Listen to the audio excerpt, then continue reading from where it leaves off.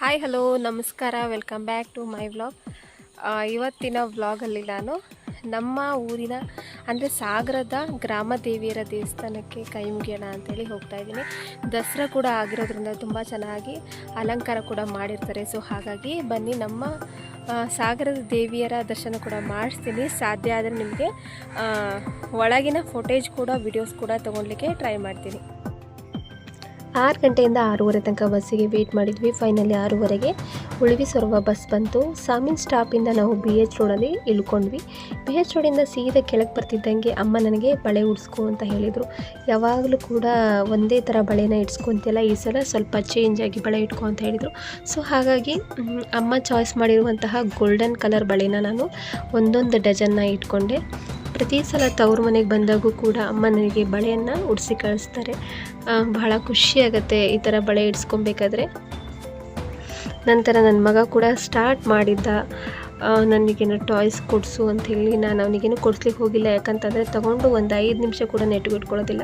Next ನಾವು ಕೆಳಗಡೆ ಬಂದಾಗ ಮಾರಿಕಾಂಬಾ ದೇವಸ್ಥಾನನ ಚೆನ್ನಾಗಿ ಅಲಂಕಾರ ಮಾಡಿದರು. ಇದು ಫಸ್ಟು ನಿಮಗೆ ತೋರಿಸ್ತಾ ಇರುವಂತಹ ಮಾರಿಕಾಂಬಾ ದೇವಸ್ಥಾನ ಬಂದುಬಿಟ್ಟು ಅಮ್ಮನವರ ತವ್ರ ಮನೆ. ಓಕೆನಾ, ತುಂಬ ಚೆನ್ನಾಗಿ ಅಲಂಕಾರ ಮಾಡಿದ್ದಾರೆ.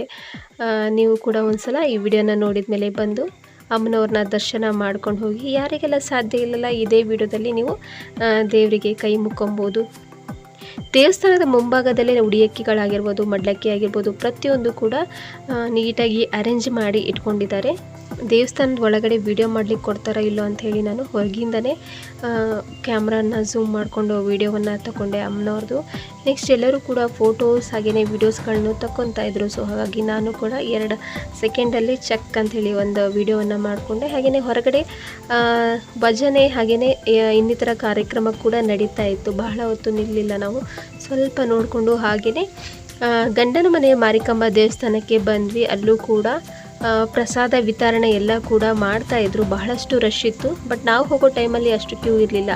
ದೇವರ ದರ್ಶನ ಕೂಡ ನಮಗೆ ಚೆನ್ನಾಗಿ ಸಿಕ್ತು. ಸಾಗರ ಮಾರಿಕಾಂಬಾ ದೇವಿಯ ಮುಖ ನೋಡ್ಕೊತ ನಿಂತ್ವಿ ಅಂದರೆ ಎಷ್ಟು ಹೊತ್ತು ಹೋಗುತ್ತಂತಲೇ ಗೊತ್ತಾಗೋದಿಲ್ಲ. ಏನೋ ಒಂಥರ ರಿಲ್ಯಾಕ್ಸ್ ಅನಿಸುತ್ತೆ. ಅಮ್ಮನ ಹತ್ರನೇ ಇದ್ದೀವಿನೋ ಅನ್ನೋ ಥರ ಫೀಲ್ ಕೂಡ ಆಗುತ್ತೆ. ಇಲ್ಲೂ ಕೂಡ ನಾನು ಹಾಗೆ ಮಾಡಿದ್ದೆ. ಹೊರಗಡೆಯಿಂದನೇ ಸ್ವಲ್ಪ ವೀಡಿಯೋವನ್ನು ಕ್ಯಾಪ್ಚರ್ ಮಾಡಲಿಕ್ಕೆ ನೋಡಿದೆ. ಆಮೇಲೆ ಒಳಗಡೆನೂ ಕೂಡ ಕೆಲವೊಬ್ಬರು ವೀಡಿಯೋ ಹಾಗೆ ಫೋಟೋಸ್ಗಳನ್ನು ತಗೊತಾ ಇದ್ದರು.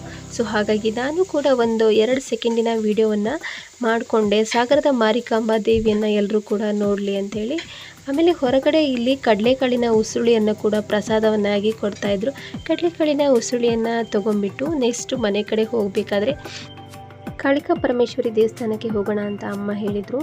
ಇಷ್ಟು ದಿನ ಆದರೂ ಕೂಡ ನಾನು ಆ ದೇವಸ್ಥಾನಕ್ಕೆ ಹೋಗಿರಲಿಲ್ಲ. ಸೊ ಹಾಗಾಗಿ ನವರಾತ್ರಿಯಲ್ಲಿ ತುಂಬ ಚೆನ್ನಾಗಿ ಅಲಂಕಾರ ಕೂಡ ಮಾಡಿದರು. ನೀವು ನೋಡ್ತಾ ಇರ್ಬೋದು. ಈ ದೇವಸ್ಥಾನಕ್ಕೂ ಕೂಡ ನಾವು ಒಳಗಡೆ ಹೋಗಿ ದೇವರಿಗೆ ಕೈ ಮುಗಿದು ಹಾಗೆಯೇ ಕುಂಕುಮ ಪ್ರಸಾದಗಳನ್ನು ಸೇವಿಸಿ ಹೊರಗಡೆ ಬಂದ್ವಿ. ಇಲ್ಲೂ ಕೂಡ ಕಾಳಿನ ಪ್ರಸಾದವನ್ನು ಕೊಟ್ಟರು. ದೇವಸ್ಥಾನ ಕೂಡ ತುಂಬ ಚೆನ್ನಾಗಿದೆ.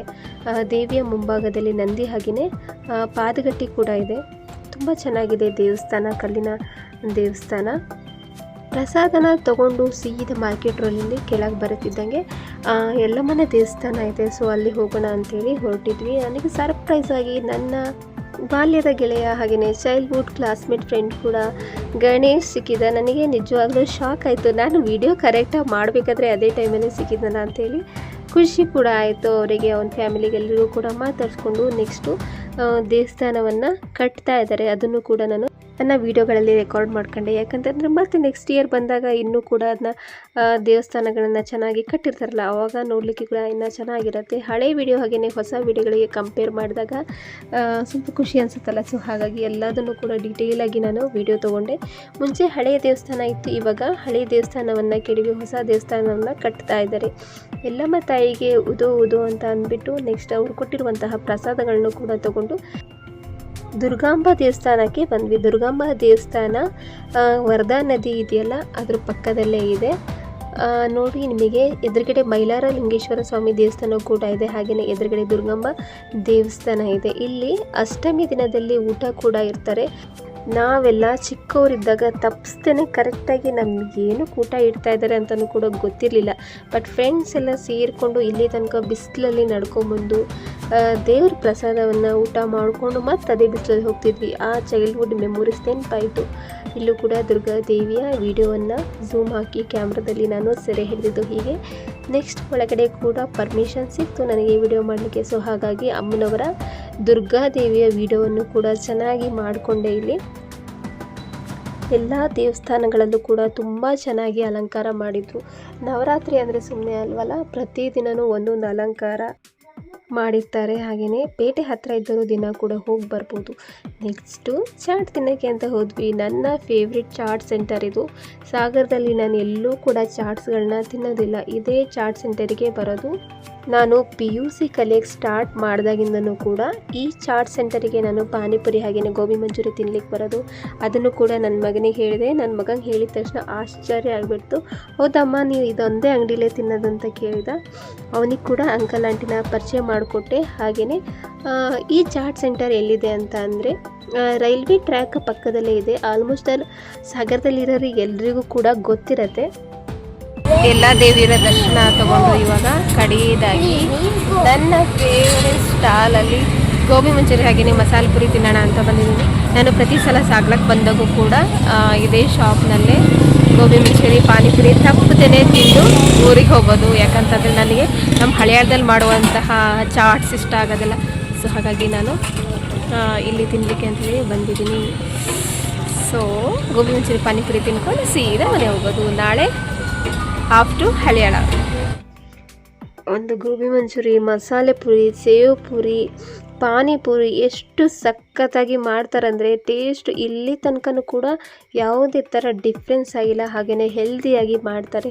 ನಾನು ಯಾಕೆ ಇಷ್ಟು ಪ್ರಿಫ್ರೆನ್ಸ್ ಕೊಟ್ಟು ಹೇಳ್ತಾ ಇದ್ದೀನಿ ಅಂತ ಕೇಳ್ತಾ ಇದ್ದೀರಾ. ಯಾಕಂತ ಅಂದರೆ ನಾನು ಈಗ ಬಹಳ ವರ್ಷಗಳಿಂದ ಇಲ್ಲಿ ತಿಂತಾಯಿದ್ದೀನಿ. ಯಾವುದೇ ಥರ ಟೇಸ್ಟ್ಗಳಲ್ಲೂ ಕೂಡ ಚೇಂಜಸ್ ಆಗಿಲ್ಲ. ಮತ್ತು ಇಲ್ಲಿ ತಿಂದ್ರೂ ಕೂಡ ಯಾವುದೇ ಥರ ಹೆಲ್ತ್ ಇಶ್ಯೂ ಪ್ರಾಬ್ಲಮ್ ಕೂಡ ನನಗಂತೂ ಒಂದು ಸರ್ತಿನೂ ಆಗಿಲ್ಲ. ತುಂಬ ಟೇಸ್ಟಿಯಾಗಿ ಹೈಜಿನಿಕ್ಕಾಗಿ ಇಲ್ಲಿ ಚಾಟ್ಸ್ಗಳನ್ನ ರೆಡಿ ಮಾಡ್ತಾರೆ. ಸೊ ಹಾಗಾಗಿ ನನ್ನ ಈ ವಿಡಿಯೋನ ನೋಡಿಕೊಂಡು ಯಾರಾದರೂ ಸಾಗರಕ್ಕೆ ಬಂದರೆ ಈ ಚಾಟ್ ಸೆಂಟರಲ್ಲಿ 7 ಗಂಟೆ, ನಿಮಗೆ ಆ್ಯಕ್ಚುಲಿ ಇದು 5 ಗಂಟೆಯಿಂದನೇ ಓಪನ್ ಆಗುತ್ತೆ. ಓಕೆನಾ. ಇಲ್ಲಿ ಚಾಟ್ಸ್ನ ತಿನ್ಕೊಂಡೋಗಿ ತುಂಬ ಚೆನ್ನಾಗಿರುತ್ತೆ. ಈ ವಿಡಿಯೋನ ಆಲ್ರೆಡಿ ನೋಡ್ತಾ ಇರ್ಬೋದು. ಈ ಚಾಟ್ ಸೆಂಟರಲ್ಲಿ ತಿಂದಿದ್ರೆ ನಿಮ್ಮ ಮೆಮೊರೀಸ್ ಕೂಡ ನನ್ನ ಈ ವಿಡಿಯೋದಲ್ಲಿ ನೀವು ಶೇರ್ ಮಾಡ್ಕೊಬೋದು ಕಾಮೆಂಟ್ ಬಾಕ್ಸಲ್ಲಿ. ತುಂಬ ಊರುಗಳನ್ನ ಸುತ್ತಾಡಿಲ್ಲ, ಆದ್ರೂ ಬೆಳಗಾವಿ, ಧಾರವಾಡ, ಹುಬ್ಬಳ್ಳಿ, ಹರಿಹರ ಈ ಕಡೆ ಎಲ್ಲ ಸೈಡೆಲ್ಲ ಹೋಗಿ ಬಂದಿದ್ದೀನಿ. ಬಟ್ ನನಗಲ್ಲಿ ಯಾವುದು ಕೂಡ ಚಾಟ್ಸ್ ಅಷ್ಟು ಇಷ್ಟಪಟ್ಟು ತಿನ್ನಬೇಕಂತ ಅನಿಸಿಲ್ಲ. ನನಗೆ ಟೇಸ್ಟ್ ಕೂಡ ಇಲ್ಲಿನ ಟೇಸ್ಟ್ ನನಗೆ ಸಿಕ್ಕಿಲ್ಲ. ಬೆಳಗಾವಿನಲ್ಲಿ ಕೂಡ ನಾನು 2 ವರ್ಷ ಇದ್ರೂ ಚಾಟ್ಸ್ಗಳನ್ನ ನಾನು ತಿನ್ನೋಕ್ಕೆ ಹೋಗ್ತಿರ್ಲಿಲ್ಲ. ಯಾಕಂತಂದರೆ ತಿಂದು ನನಗೆ ಒಂಥರ ಮತ್ತೆ ತಿನ್ನಬಾರ್ದಪ್ಪ ಅನ್ನೋಂಗೆ ಅಷ್ಟು ಇದಾಗ್ಬಿಡ್ತಿತ್ತು. ಸೊ ಹಾಗಾಗಿ ವರ್ಷಕ್ಕೆ ಒಂದು ಸಲ ಬಂದ್ರೂ 2 ವರ್ಷಕ್ಕೆ ಒಂದು ಸಲ ಬಂದ್ರೂ ಕೂಡ ನಾನು ಇಲ್ಲೇ ಬಂದು ನಾನು ಚಾಟ್ಸನ್ನು ನಾನು ಮನಸ್ಫೂರ್ತಿಯಾಗಿ ತಿನ್ಕೊಂಡು ಹೋಗ್ತೀನಿ.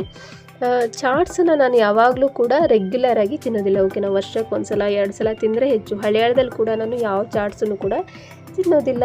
ಸೊ ಇವತ್ತಿನ ವ್ಲಾಗನ್ನು ನಾನು ಇಲ್ಲಿಗೆ ಮುಗಿಸ್ತಾ ಇದ್ದೀನಿ. ನಿಮಗೆ ವಿಡಿಯೋದಲ್ಲಿ ಮುಂಚೆನೇ ಹೇಳ್ದಂಗೆ ನಾಳೆ ನಾನು ಹಳೆಯಾಳಕ್ಕೆ ಹೋಗ್ತಾ ಇದ್ದೀನಿ. ನಮ್ಮ ಹಳೆಯಾಳಕ್ಕೆ ಹೋದ್ಮೇಲೆ ನಮ್ಮ ಹಳೆಯಾಳನ ವ್ಲಾಗ್ಗಳನ್ನ ಹಾಗೆಯೇ ರೆಸಿಪಿಗಳನ್ನು, ಪ್ರೆಗ್ನೆನ್ಸಿ ಟಿಪ್ಸ್ಗಳನ್ನು ಹಾಗೆಯೇ ಪ್ಲೇಸಸ್ಗಳು ಇವನ್ನೆಲ್ಲರೂ ಕೂಡ ನಾನು ಮತ್ತೆ ವೀಡಿಯೋಸ್ನಲ್ಲಿ ನಿಮಗೆ ಹಾಕ್ತಾ ಇರ್ತೀನಿ. ಓಕೆನಾ. Thanks for watching my video. Thank you. Bye.